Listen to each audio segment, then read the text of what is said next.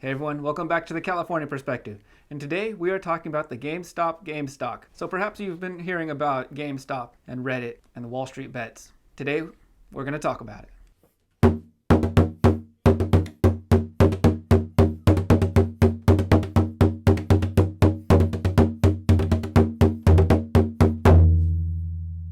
The stock for beleaguered game seller GameStop has been on a wild ride, with the subreddit WallStreetBets buying up lots of options and making gains on the stock, while short sellers were paying the price for indulgent, lazy investing. Hedge fund Melvin Capital Management says it's down 53% for the month of January. So what happened?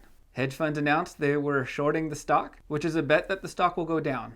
Basically, you borrow part of someone else's stock for a fee and sell it to someone at the current rate.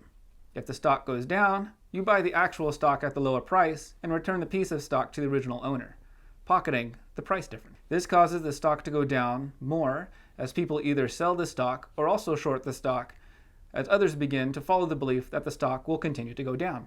This is where it gets interesting. Someone noticed that the stock options were shorted at such a rate that they had essentially sold 140% of the available stock, which means they sold more stock than actually existed. For hedge funds to make their money back, they would basically need GameStop to be bought by another company or a private equity firm.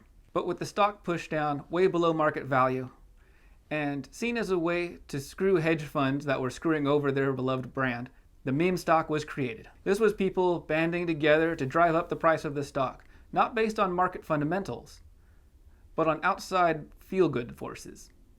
Evidence is showing that once critical mass was met, the continued driving up of the price was no longer able to be sustained by retail investors, so larger companies had to get into the mix.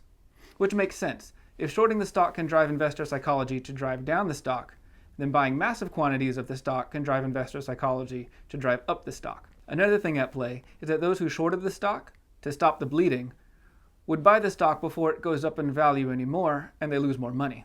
Before you get too happy about Wall Street losses, bear in mind that this might not work out for the retail investors, but hopefully they're not putting more than they can stand to lose. It is viewed that the lay investors are being led by long-time investing professionals. There will be investigations, and this may spur regulation in the modern ways people communicate and work together to impact stocks.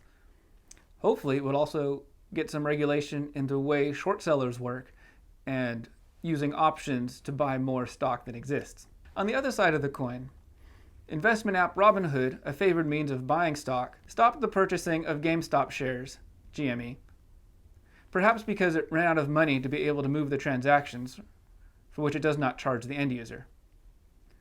But this has led to people calling out the app for being against retail investors and calls for hearings on Capitol Hill by political leaders. So this story is still unfolding. We'll have to see where it goes. All right. I hope that helps you understand. If you have more questions, please leave them in the comments. I'll read every one and try to get back to you. But for now, this has been Callie with the California Perspective. I'll see you in the next one.